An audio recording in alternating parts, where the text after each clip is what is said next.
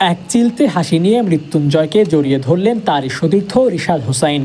বয়সভিত্তিক দলে একসঙ্গে খেলা হলেও জাতীয় দলের জার্সি গায়ে একসঙ্গে খেলা হয়নি রিশাদ ও মৃত্যুঞ্জয়ের। তাতে কি সম্পর্ক তো বহু পুরনো, দুজনের মধ্যে তাই আলিঙ্গনের ধরনটাও একটু ভিন্ন। হাসি মুখ নিয়ে বুকে টেনে নেয়া বহু বছরের পুরনো সম্পর্ক, দীর্ঘদিন ধরে দেখা সাক্ষাৎ না হলে যা হয় আর কি। রিশাদ মৃত্যুঞ্জয়ের ক্ষেত্রে তেমনটাই যেন হয়েছে মিরপুরের একাডেমি মাঠে। দীর্ঘদিন মিরপুরে দেখা মেলেনি মৃত্যুঞ্জয়ের। মাঝে মধ্যে এসেছেন, বল করেছেন, চলে গেছেন। মাঝে কয়েকদিন গ্যাপ রেখে আবার ফিরলেন মিরপুরে। একাডেমি মাঠে যাওয়ার পথে পরিচিত জনদের সঙ্গে দেখা হতেই কথা বলেছেন। কথা হয়েছে মোহাম্মদ আশরাফুলের সঙ্গেও। সাবেক এই অধিনায়কের সঙ্গে খানিকক্ষণ আলাপ করেন এই তরুণ পেসার। আর তখন এক পর্যায়ে একাডেমি মাঠের নেটের কাছে গিয়ে রিশাদের সঙ্গে দেখা মৃত্যুঞ্জয়ের। বাকিটা তো শুরুতেই দেখলেন।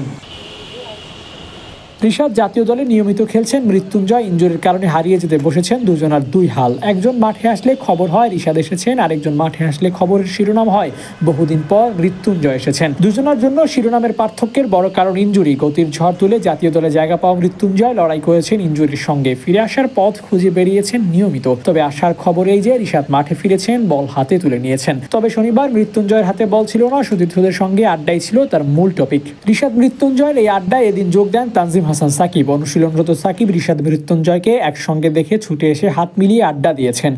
মৃত্যুঞ্জয় সাকিবদের দেখা নিয়মিত হলেও সাকিবের সঙ্গে রিশাদের দেখা হচ্ছে না। মৃত্যুঞ্জয় তো বহুদিন পরেই পেলেন রিশাদকে। দুই পেসার পুনর্বাসন প্রক্রিয়ায় থাকলেও রিশাদ আছেন জাতীয় দল ও ফ্রাঞ্চাইজি ক্রিকেটের ব্যস্ততায়। তিনজন ক্রিকেটারের দুরকম ব্যস্ততা, তবে এই ত্রয়ী দারুণ এক বন্ডিংও আছে। একসঙ্গে অনূর্ধ্ব-19 দলে খেলেছেন, জাতীয় দলেও আছেন একসঙ্গে। তিনজনের বেশভূষা প্রায় এক। এই ত্রয়ের বন্ডিং নিয়ে তাই আলাদা করেই বলতে হয়। তবে মৃত্যুঞ্জয়ের বিষয়টা পুরোটাই আলাদা। পেসার বিপিএল হ্যাট্রিক করে জাতীয় দলে ডাক পেয়েছিলেন। ওয়ানডে ও টি-20 দুই ফরম্যাটেই সুযোগ পেয়েছিলেন। তবে দুই ফরম্যাট মিলিয়ে কপালে ম্যাচ জুটেছিল মোটে দুইটা। ইনজুরিতে পড়ে আর জাতীয় দলের হয়ে কন্টিনিউ করা হয়নি। বিপিএলও মিস করেছেন মৃত্যুঞ্জয়। ফিরে আসার পথটুকু যেন হারিয়ে যেতে বসছিল এই পেসারের জন্য। তবে রিহ্যাব প্রক্রিয়া শেষ করে ঘরোয়া ক্রিকেট দিয়ে মাঠে ফিরবেন তিনি। বল হাতে নিয়ে নিয়মিত মাঠের ক্রিকেটে পারফর্ম করতে পারলে আবারও জাতীয় দলে ফিরতে পারবেন এই পেসার। তবে এর আগে পারফরমেন্সের মাপটা জুৎসই হওয়া চাই। পারফরমেন্সের গ্যাপটা হাই হতে হবে স্পিনার রিশাদের জন্যও। সবশেষ সিরিজে খুব ভালো করতে পারেননি তিনি। ভারতের বিপক্ষে টি-20 ক্রিকেটেও তার থেকে বেস্ট সার্ভিস পায়নি দল। তাই তাকেও ঘরোয়া ক্রিকেট সহ আন্তর্জাতিক ব্যস্ততায় নিজের ফর্ম খুঁজে বের করে নিয়ে আসতে হবে।